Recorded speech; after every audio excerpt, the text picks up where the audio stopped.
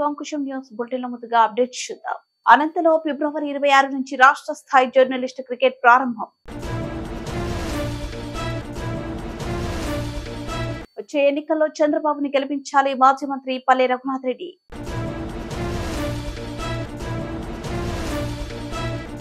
లోకేష్ శంకరావంతో జగన్ గుండెలో రైళ్లు మాజీ మంత్రి కాల్వ శ్రీనివాస్. జగన్ ఉత్తరాంధ్ర ద్రోహి మాజీ మంత్రి నారా లోకేష్.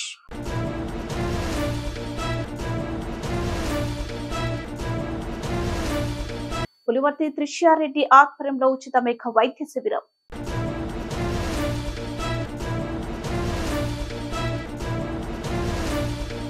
వర్కింగ్ జర్నలిస్టుల ఐకమత్యం కోసం ఆంధ్రప్రదేశ్ వర్కింగ్ జర్నలిస్ట్ యూనియన్ ఆధ్వర్యంలో ఉమ్మడి ఆంధ్రప్రదేశ్ రాష్ట్ర స్థాయి జర్నలిస్ట్ ఓపెన్ క్రికెట్ టోర్నమెంట్ ఫిబ్రవరి 26 నుంచి మార్చి 3 వరకు అనంతపురం పట్టణంలోని ఆర్డిటి ప్రధాన క్రికెట్ స్టేడియం నందు నిర్వహించనున్నట్లు ఆంధ్రప్రదేశ్ వర్కింగ్ జర్నలిస్ట్ యూనియన్ రాష్ట్ర అధ్యక్షుడు మచ్చ రామలింగారెడ్డి వెల్లడించారు.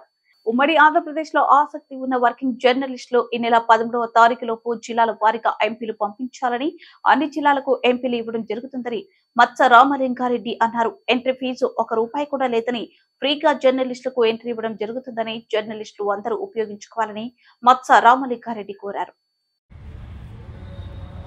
అనంతపురం పట్టణంలో ఆంధ్రప్రదేశ్ వర్కింగ్ జర్నలిస్ట్ యూనియన్ ఆధ్వర్యంలో ఫిబ్రవరి నెల 26వ తారీఖు నుంచి రాష్ట్రంలో మొట్టమొదటిసారిగా ఉమ్మడి ఆంధ్రప్రదేశ్, ఆంధ్ర, తెలంగాణ రాష్ట్రాల వర్కింగ్ జర్నలిస్టుల క్రికెట్ టోర్నమెంటు నిర్వహించడానికి నిర్ణయించడం జరిగింది. ఈ టోర్నమెంట్ జర్నలిస్టుల ఐక్యత కోసం 2 రాష్ట్రాల్లో ఉన్నటువంటి జిల్లాలో ఉన్నటువంటి వర్కింగ్ జర్నలిస్టులు అందరూ పాల్గొనవచ్చు. దీంట్లో ఒక చిన్న సడలింపిస్తున్నాం. అక్రిడేషన్తో సంబంధం లేదు. అక్రిడేషన్ ఉన్నా పర్వాలేదు, అక్రిడేషన్ లేకపోయినా వర్కింగ్ జర్నలిస్టుగా పని చేస్తూ ఉంటే చాలు. వాళ్ళ కోసం ఈ టోర్నమెంట్ని ఏర్పాటు చేయడం జరిగింది. ఇది ఆర్డిటి ప్రధానమైన స్టేడియం అనంతపురంలో 26వ తారీఖు నుంచి మార్చి 2, 3వ తారీఖు వరకు టీములు వచ్చేదాన్ని బట్టి ఈ టోర్నమెంట్ నిర్వహించడం జరుగుతుంది. ఈ టోర్నమెంట్ స్పెషాలిటీ ఏంటంటే ఐపీఎల్ తరహాలో, అంటే కలర్ డ్రెస్సులతో క్రికెట్ టోర్నమెంట్ నిర్వహించడం జరుగుతుంది. అందరికీ కూడా టోర్నమెంట్లో పాల్గొనే ప్రతి జిల్లాకి ఎవరైతే జర్నలిస్టులు, వర్కింగ్ జర్నలిస్ట్ ఈ టోర్నమెంట్లో పాల్గొనేందుకు వస్తారో వాళ్ళందరికీ కూడా ఫ్రీగా భోజనం ఇస్తాం. అదేవిధంగా అకామిడేషన్ ఏర్పాటు చేస్తాం. ప్రతి టీంకి మేమే, అంటే ఒక్కొక్క టీంకి ఒక కలర్ డ్రెస్ ఇవ్వడం జరుగుతుంది. వైట్ బాల్తో క్రికెట్ టోర్నమెంట్ టోటల్గా ఐపీఎల్ ఏ లెవెల్లో నడిపిస్తారో అదే రూల్స్లో క్వాలిఫైడ్ అంపైర్స్ని పెట్టి వర్కింగ్ జర్నలిస్టులకి ఒక టోర్నమెంట్ నిర్వహించాలని ఆంధ్రప్రదేశ్ వర్కింగ్ జర్నలిస్ట్ యూనియన్ నిర్ణయం తీసుకుంది. ఇది ఒక ప్రయత్నం. అంటే ఇంతవరకు నాకు తెలిసి జర్నలిస్టు ఉద్యమ చరిత్రలో ఇంత పెద్ద ఎత్తున టోర్నమెంట్ జరిపింది ఎక్కడా లేదు. కేవలం అనంతపురంలోనే ఆర్డిటి స్టేడియం నందు ఈ కార్యక్రమాన్ని తీసుకోవడం జరిగింది. నేను ఆంధ్రప్రదేశ్ 2 తెలుగు రాష్ట్రాల్లో ఉన్నటువంటి విశాఖపట్నం, శ్రీకాకుళం, ఈ ప్రాంతాల్లో ఉన్నటువంటి విజయనగరం, మన అనంతపురం నుంచి ఇచ్చాపురం నుంచి ఇందుపురం దాకా ఏ జిల్లాలో ఉన్నటువంటి వాళ్ళైనా కూడా ఈ వర్కింగ్ జర్నలిస్ట్ అయితే చాలు ఈ టోర్నమెంట్లో పాల్గొనవచ్చు. అదేవిధంగా ఖమ్మం నుంచి ఇటు మహబూబ్ నగర్ దాకా ఎవరైనా వర్కింగ్ జర్నలిస్టులు క్రికెట్ ఆడాలన్నటువంటి ఆసక్తి ఉన్న వాళ్ళందరూ కూడా ఈ టోర్నమెంట్లో పార్టిసిపేట్ చేయొచ్చు. అందరూ కూడా ఏంటంటే నేను కోరేది ఒక టీం మాదిరి వస్తే ఈజీగా ఉంటుంది. రెండోది ఏంటంటే ఒక జిల్లాకు ఒక టీం అనేం లేదు. ఇప్పుడు సపోజ్ వైజాగ్ లాంటి సిటీలో ఎక్కువ మంది జర్నలిస్టులు ఉంటారు కాబట్టి విజయవాడ లాంటి సిటీలో ఎక్కువ టీంలు వచ్చినా కూడా ఎంట్రీలు ఇవ్వడం జరుగుతుంది. అందరికీ కూడా ఫుడ్ ప్రొవైడ్ చేస్తాం, అకామిడేషన్ ప్రొవైడ్ చేస్తాం, అదేవిధంగా డ్రెస్ కూడా ప్రొవైడ్ చేస్తాం. నేను ప్రింట్, ఎలక్ట్రానిక్ మీడియా, చిన్న పత్రికలు, ఫోటోగ్రాఫర్సు, కెమెరామెన్స్ అందరూ కూడా ఎవరైతే మీడియాకు రిలేటెడ్గా ఉన్నటువంటి ప్రతి జర్నలిస్టు ఒక బాధ్యతగా తీసుకొని ఇదందరం మనం కూడా ఒక యూనిటీ. ఇవాళ జర్నలిస్టులు ఉన్నటువంటి పని ఒత్తిడి, జర్నలిస్టు ఉన్నటువంటి ఇబ్బందుల్లో చాలా కష్టమైనటువంటి పరిస్థితి అయిపోతుంది. వాళ్ళకు కూడా ఆ మానసిక ఒత్తిడి తగ్గించడానికి, వాళ్ళల్లో కూడా ఒక ఐక్యతని పెంపొందించేందుకు ఆంధ్రప్రదేశ్ వర్కింగ్ జర్నలిస్ట్ యూనియన్ ఈ ప్రయత్నం చేస్తూ ఉంది. కాబట్టి నేను అపీల్ చేస్తూ ఉన్నాను, వర్కింగ్ జర్నలిస్టు మిత్రులందరూ కూడా 26వ తారీఖున అనంతపురంలో జరిగే రాష్ట్ర స్థాయి జర్నలిస్ట్ క్రికెట్ టోర్నమెంట్లో అందరూ పాల్గొని మన ఐక్యతని, మనలో ఉన్నటువంటి మనము జర్నలిస్టులు కూడా ఇంతమంది క్రికెట్ ఆడగలరు అనేటువంటిది ఈ రాష్ట్రానికి ఒకటి తెలియాలంటే ప్రయత్నం చేస్తూ ఉన్నాం. ఈ ప్రయత్నంలో మీరందరూ భాగస్వాములు కావాలని ప్రతి ప్రింటు, ఎలక్ట్రానిక్ మీడియా మిత్రులందరూ ఎవరైతే క్రికెట్ ఆడాలని ఆసక్తి ఉన్నారో అందరూ పాల్గొనవలసిందిగా, వాళ్ళందరికీ ఎంట్రీలు ఇవ్వాల్సిందిగా ఆహ్వానిస్తున్నాం. రేపు ఈ నెల 26 నుంచే ఈ టోర్నమెంట్ జరుగుతుంది. ఇంట్రెస్ట్ ఉన్న వాళ్ళు ఈ నెల 13వ తారీఖు లోపు అనంతపురం అంకుశం పత్రిక కార్యాలయానికి వాళ్ళు ఎంట్రీలు పంపించవచ్చు.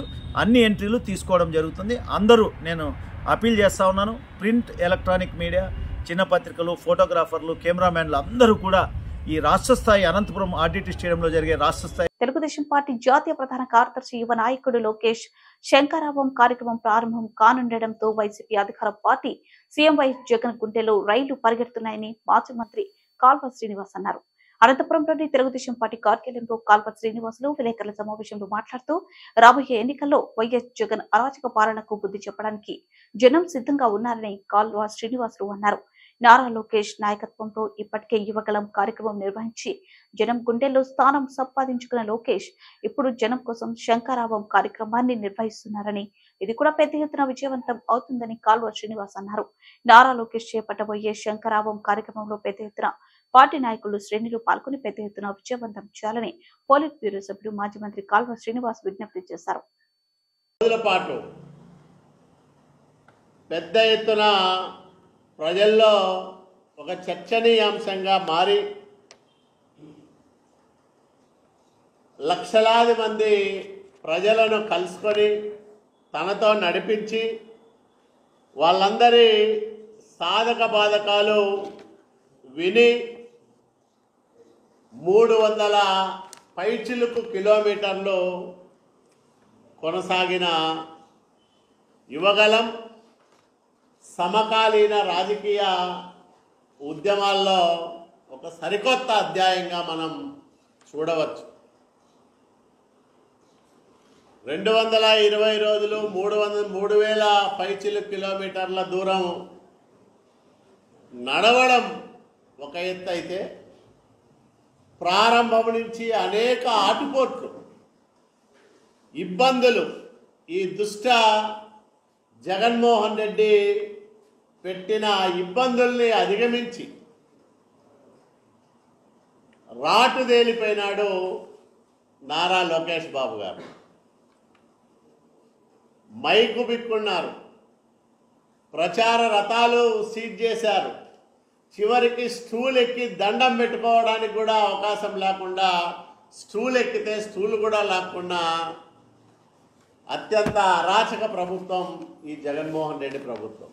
అయినా అదలకుండా బెదరకుండా ఎన్ని అడ్డంకులు సృష్టించినా వాటన్నిటినీ అధిగమించి 3000 కిలోమీటర్ల పైగా తన పాదయాత్రను కొనసాగించి దాన్ని ముగింపు చేశారు. అయితే పాదయాత్రలోనే శ్రీకాకుళం వరకు నడవాలనుకున్న చంద్రబాబు నాయుడు గారి అక్రమ అరెస్టు నేపథ్యంలో కొంతకాలం విరామం ప్రకటించి తరువాత దాన్ని ముగించి మరో రూపంలో కార్యకర్తలను ప్రజలను కలుసుకోవాలని భావించి ఆ రెండో కార్యక్రమంగా ఈ శంఖారావాన్ని రేపటి నుంచి ప్రారంభం చేస్తూ ఉన్నారు నారా లోకేష్ బాబు గారు. ఒక యువ నాయకుడు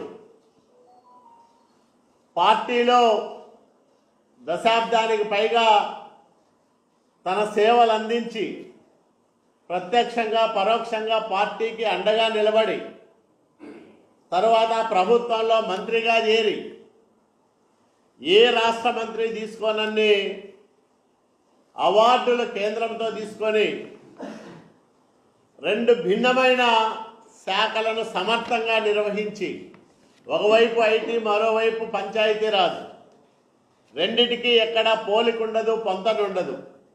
కానీ భిన్నమైన శాఖలను సమర్థంగా నిర్వహించిన నాయకుడు నారా లోకేష్ బాబు గారు. కాబట్టి మేము ప్రజలకు, ముఖ్యంగా పార్టీ కార్యకర్తలందరికీ కూడా విజ్ఞప్తి చేస్తూ ఉన్నాం. నారా లోకేష్ పూరించిన ఈ శంఖారావం వైసీపీ గుండెల్లో గుబులు పుట్టిస్తూ ఉంది, వాళ్ళ గుండెల్లో రైళ్లు పరిగెత్తిస్తూ ఉంది. ముఖ్యంగా జగన్మోహన్ రెడ్డికి నిద్రలేని రాత్రులను మిగిలిస్తూ ఉంది.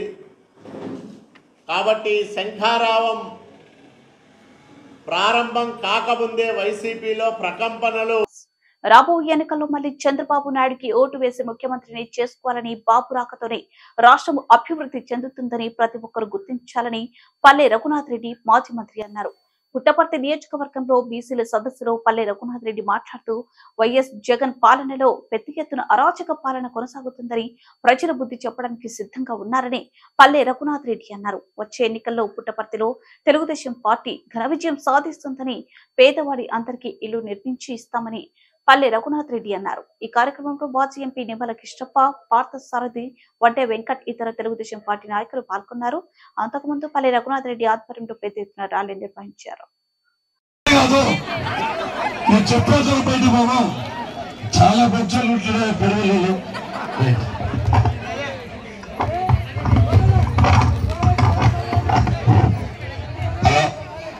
ఇక్కడ వచ్చేసిన మా సార్ గారికి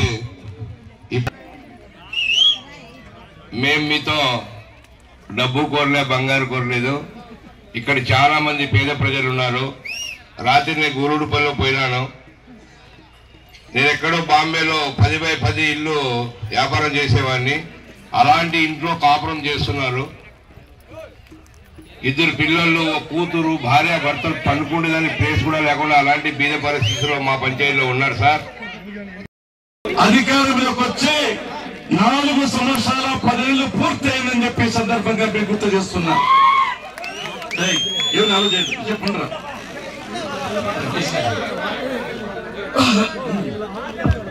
ఈ 4 సంవత్సరాల 10 నెలల్లో అన్ని వర్గాల ప్రజలకు దయచేసి పూర్వ రాలేదండి. అన్ని వర్గాల ప్రజలకు నరకం అంటే ఏమిటి అనేది ప్రత్యక్షంగా చూపించాలని చెప్పి ఈ సందర్భంగా మీకు గుర్తు చేస్తున్నా. మిమ్మల్ని ప్రశ్న అడుగుతున్నా, ఎవరు ఆనందంగా ఉన్నారు? ఎస్సీలు ఆనందంగా ఉన్నారా? గట్టిగా అందరూ ఒకసారి ఆనందంగా ఉన్నారా? బీసీలు ఆనందంగా ఉన్నారా? మహిళలు ఆనందంగా ఉన్నారా? మైనారిటీలు ఆనందంగా ఉన్నారా? విద్యార్థులు ఆనందంగా ఉన్నారా? యువత ఆనందంగా ఉన్నారా? రైతులు ఆనందంగా ఉన్నారా?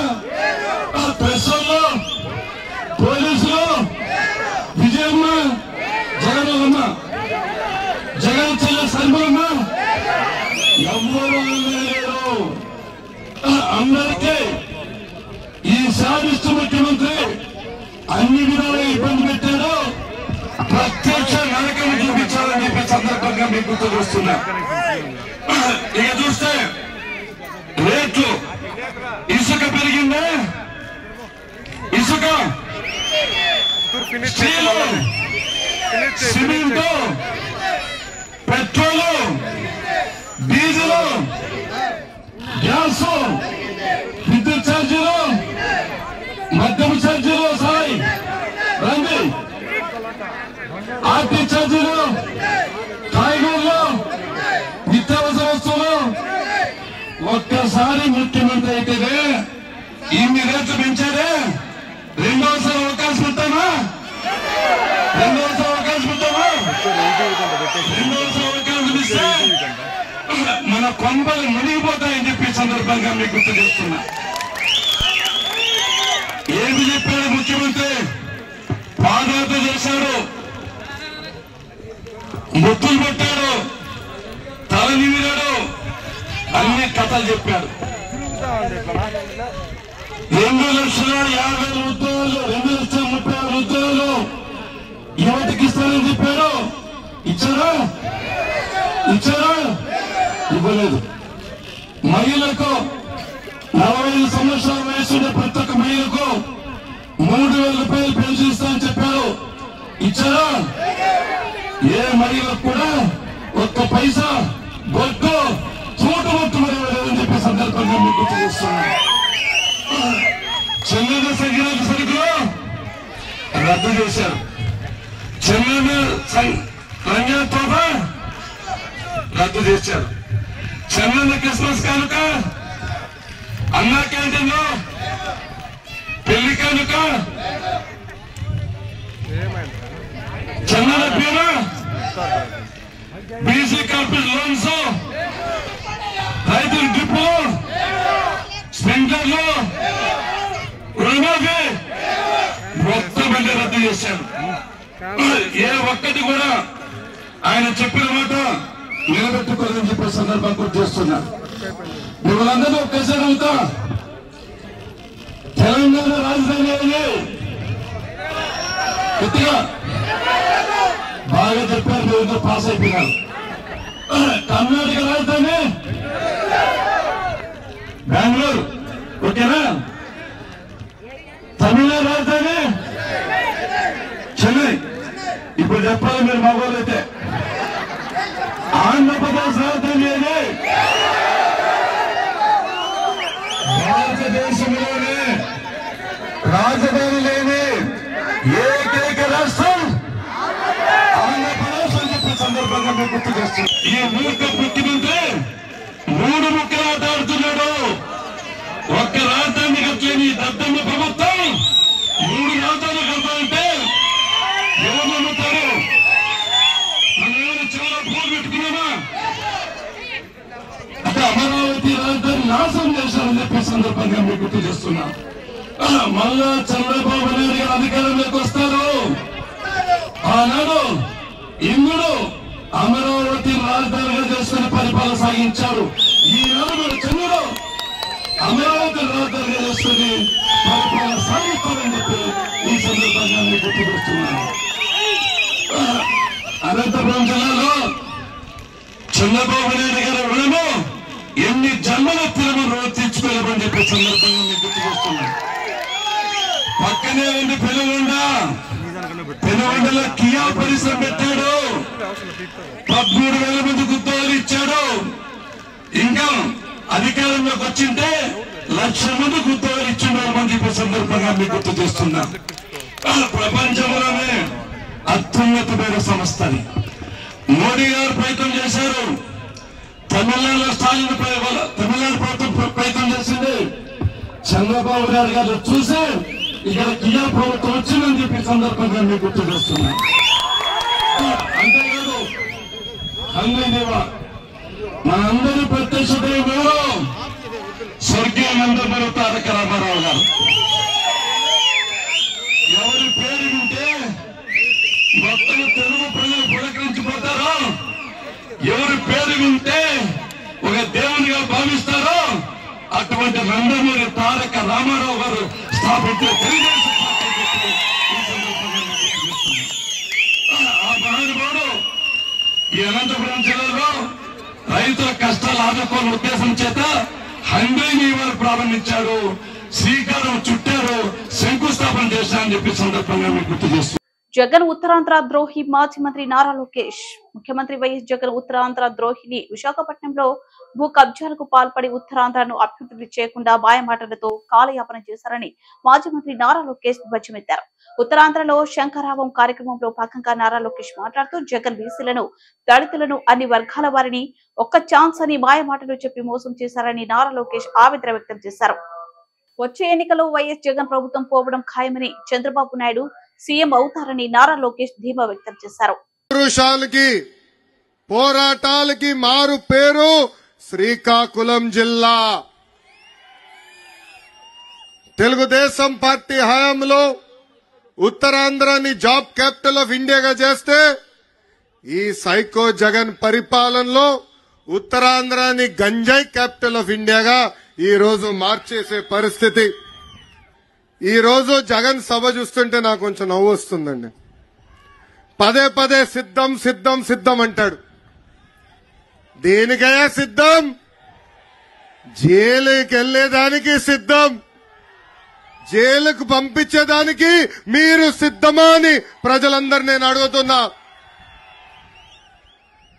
బీసీ బిడ్డ అమర్నాథ్ గౌడ్ లాంటి అనేక మంది చంపేదానికి మీరు సిద్ధమా అని ఈ జగన్ నేను ప్రశ్నిస్తున్నా. ఒక దళిత గలం డాక్టర్ సుధాకర్ లాంటి అనేక దళితులు చంపేదానికి మీరు సిద్ధమా అని ఈ సభాముఖంగా ప్రశ్నిస్తున్నా. మైనారిటీ బాలిక మిస్బాని ఎలా చంపారో అలా మైనారిటీల్ని చంపేదానికి మీరు సిద్ధమా అని ఈ సభాముఖంగా సైకో జగన్ నేను ప్రశ్నిస్తున్నా. కింద నుంచి తమ్ముడు కూడా అంటున్నాడు, సొంత బాబాయిని లేపేశాడు, ఇంకా ఎంతమంది కుటుంబ సభ్యులను లేపేసేదానికి సిద్ధమా అని ఈ జగన్ నేను సూటిగా ప్రశ్నిస్తున్నా. లేదంటే రాష్ట్రాన్ని సర్వనాశనం చేసేదానికి సిద్ధమా అని ఈ సభాముఖంగా జగన్ నేను ప్రశ్నిస్తున్నా. నేను పేదవాడిని అంటాడు. ఆయనకు ఒక జబ్బు ఉందండి. ఆ జబ్బు పేరే మైథోమేనియా సిండ్రోమ్. ఆ జబ్బు లక్షణాలు ఏంటో తెలుసా?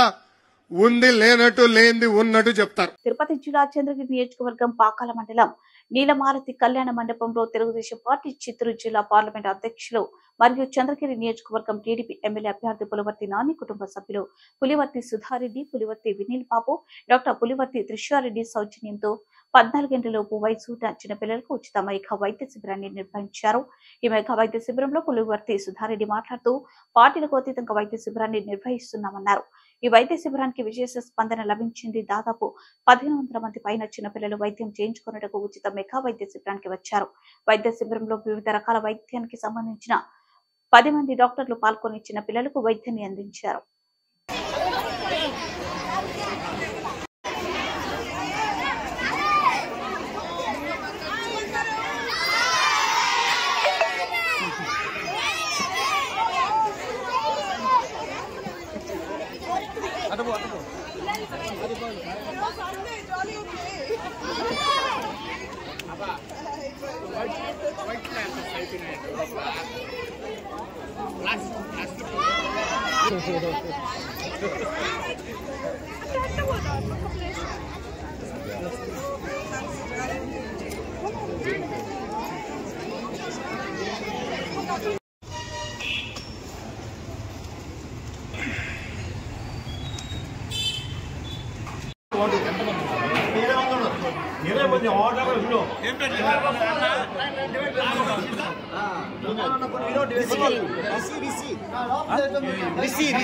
అనేది లేదు.